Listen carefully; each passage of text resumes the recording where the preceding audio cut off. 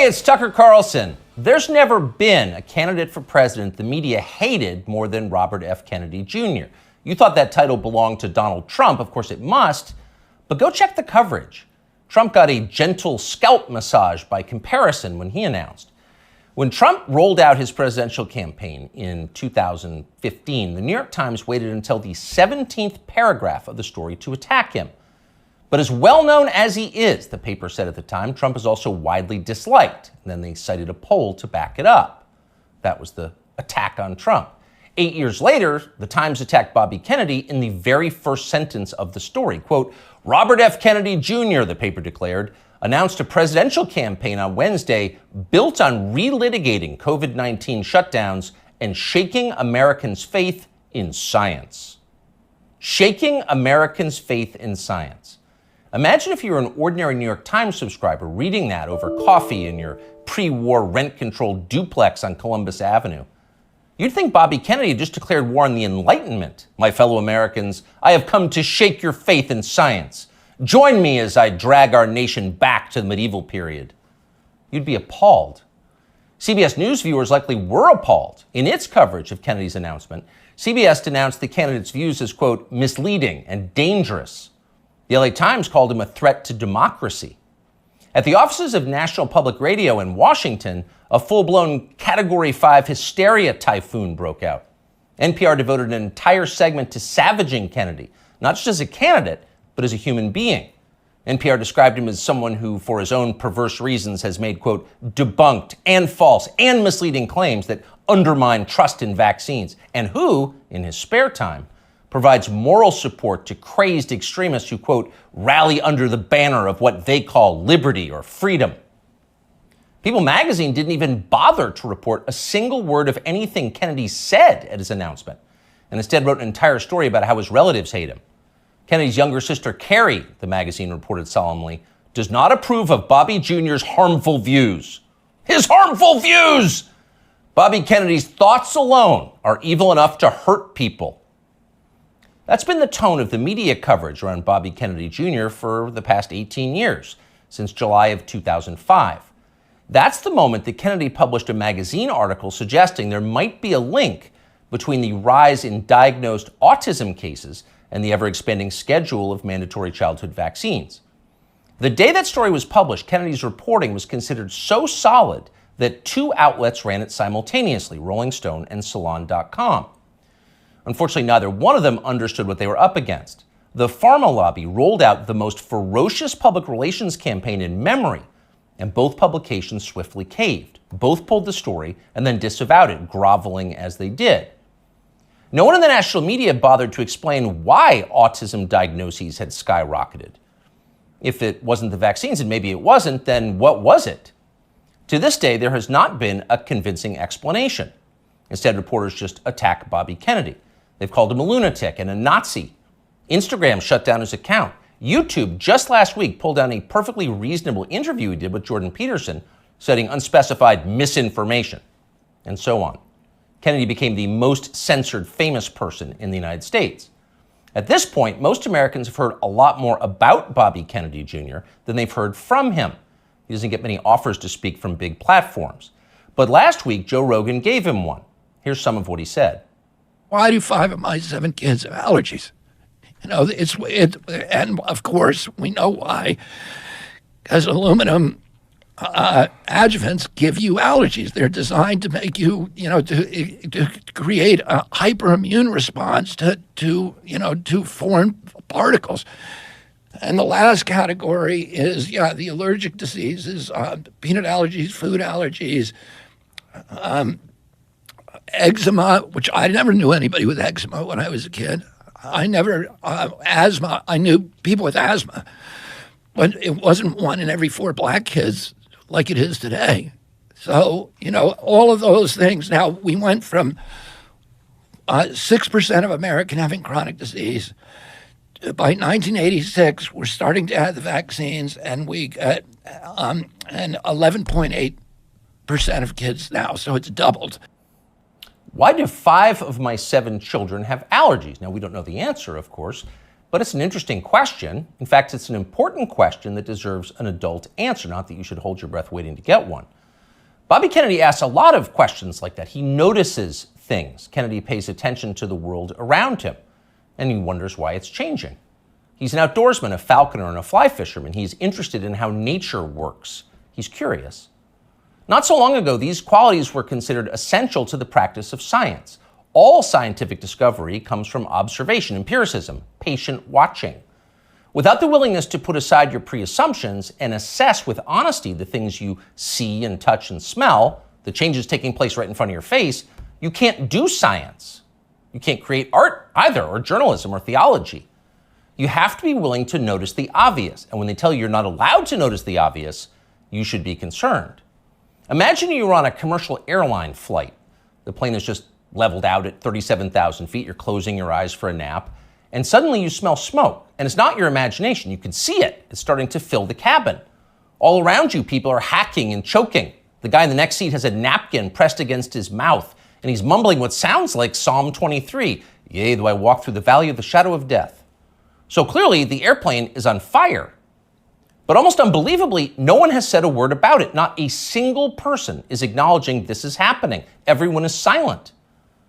So in panic, you yell for the flight attendant. There's smoke in the cabin, you say, as if she hasn't noticed.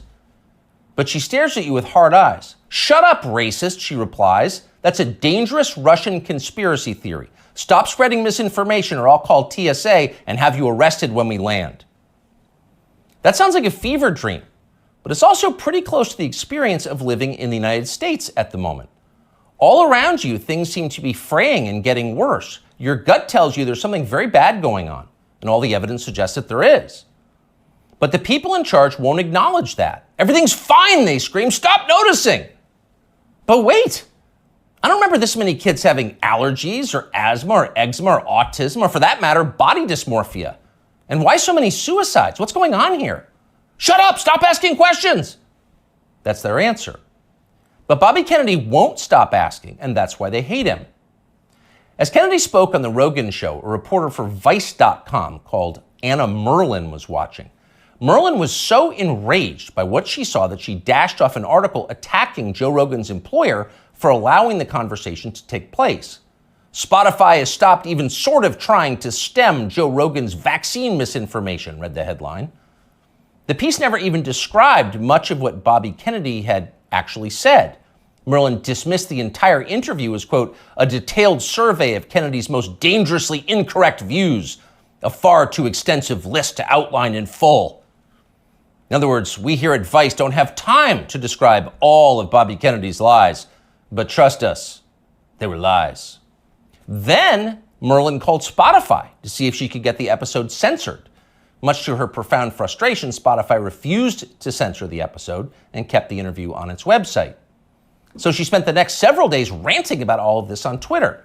People were listening to the wrong things, and Anna Merlin was mad about it. So was Peter Hotez. Hotez is a pediatrician from Texas who became moderately famous on MSNBC during the COVID lockdowns as a Biden shill and a vaccine promoter. Hotez read Anna Merlin's piece and then huffily retweeted it. Effectively, why is Bobby Kennedy allowed to talk in public? And that gave Joe Rogan an idea. Why not have Peter Hotez debate Bobby Kennedy on his show? You claim he's wrong. Why don't you explain why he's wrong? That seemed fair. But Hotez wouldn't bite. So Rogan offered to give $100,000 to Hotez's favorite charity if he agreed to come on. Soon others made their own pledges and the pot swelled to over $1 million.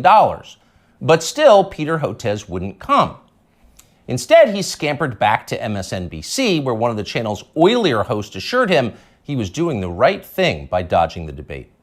Arguing with Bobby Kennedy is morally equivalent to debating a Holocaust denier, the host said. No decent person would do that. And of course, Hotez agreed. Quote, 200,000 Americans needlessly perished because they believed the anti-vaccine disinformation and refused to take a COVID shot.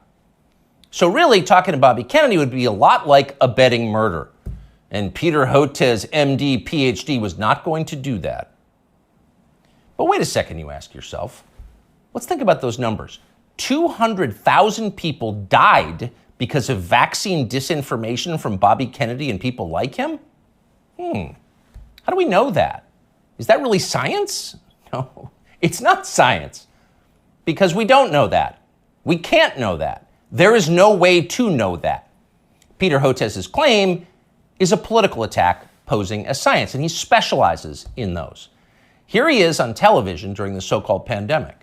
It's all about mask compliance. That's going to be absolutely critical, because if you don't have masks, remember, this virus aerosolizes. So even 6 feet is not enough. It can go 17, 18 feet, several meters. What we really have to do is have vaccine mandates in the schools. We should have a rule that anyone who walks into a school over the age of 12 has to be vaccinated. This is the nature of the anti-vaccine movement in this country. It's somehow married now to far right-wing extremism and white nationalist group. Anyone who's unvaccinated and has been lucky enough to escape COVID, your luck is about to run out. And I call it anti-science aggression coming from Senator Rand Paul, Senator Johnson, members of the House of Representatives, in addition to those two senators, are killers.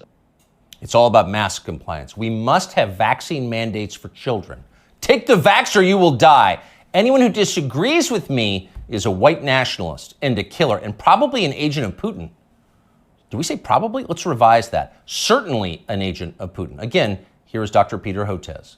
We're starting to see now those same anti-vaccine messages that's coming out of the U.S., and now we're finding it in Africa and Latin America. And remember, what the other reason we're seeing this is the Putin government has, this has been reported by U.S. and British intelligence, has been piling on with this whole systematic program of what's being called weaponized health communications, trying to destabilize democracies with anti-vaccine, anti-science messages and targeting.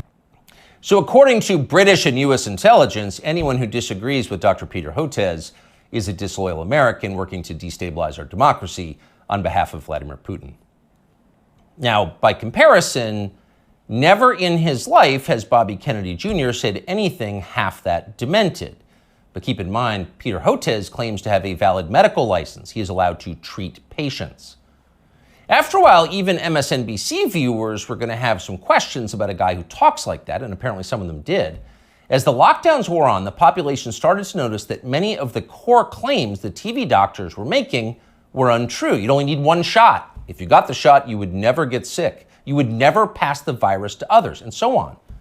They said these things, as you know, again and again. Ultimately, they were proven wrong, but they never admitted it. They just attacked the people who noticed. Here's Dr. Peter Hotez calling for the Biden administration to arrest anyone who questions the COVID vaccine. The Biden administration has to realize that anti-science is a killer. Disinformation. Yeah. It's not even just disinformation. This is an anti-science empire right now, and we need Homeland Security. We need the Justice Department. We've really got to figure this out, and Health and Human Services will not be able to figure this out on their own. It's not a medical problem. It's a law enforcement problem. They've doubted me. Arrest them! It's a horrifying outburst if you think about it. If you were on tape saying something like that, you would be deeply ashamed. But Peter Hotez is not ashamed. He's become even more grandiose. Hotez has written a self-congratulatory new book called The Deadly Rise of Anti-Science, a scientist's warning, as if you were a scientist. Here's how Hotez describes himself in the book's promotional literature. Quote, during the height of the COVID-19 pandemic, one renowned scientist in his famous bow tie, appearing daily on major news networks such as MSNBC, NPR, and BBC, and others, Dr. Peter J. Hotez often went without sleep, working around the clock to develop a nonprofit COVID-19 vaccine and to keep the public informed. During that time, he was one of the most trusted voices on the pandemic and was even nominated for a Nobel Peace Prize for his selfless work. He also became one of the main targets of anti-science rhetoric that gained traction through conservative news media. End quote, though we could go on. So here you have a renowned scientist, selfless, trusted, going without sleep, self-denying, persecuted by extremists for daring to tell the truth. The Albert Schweitzer of cable news. That's Dr. Peter J. Hotez. The fact that a partisan buffoon like Peter Hotez can describe himself this way with a straight face and the backing of a publisher makes you despair for the country's future. But don't despair. There is hope. Hotez will never debate Bobby Kennedy Jr., but it doesn't matter. Kennedy has already won. He's more honest than Dr. Peter Hotez, and that's obvious to anyone who's paying attention. A New Economist poll shows that Kennedy is more popular and far less hated than either major party frontrunner. After almost 20 years of being silenced, Bobby Kennedy Jr. is being heard. And why wouldn't he be? Kennedy's theories about vaccines may be right, they may be partially right, they could be even utterly wrong. No one's proved it either way. But what we can say with certainty is that America's medical establishment has beclowned itself for all time. Its official positions on vaccines, psychiatric drugs, puberty blockers, reassignment surgeries, a long list of other politically fashionable priorities have no connection whatsoever to legitimate science. It's all effectively witchcraft. At the annual meeting of the American Medical Association in Chicago last week, for example, delegates issued a statement attacking the body mass index as a tool of, quote, racist exclusion, which has caused historical harm. Next year, they will denounce thermometers and stethoscopes. They're insane. Compared to them, Bobby Kennedy is a mainstream figure, and people understand that. That's why he's winning. And you know he's winning by how his critics are doing. So just 4 years ago, Anna Merlan was regarded as an important expert on conspiracy theories and misinformation. She'd written a book on the topic. Here she is talking about it.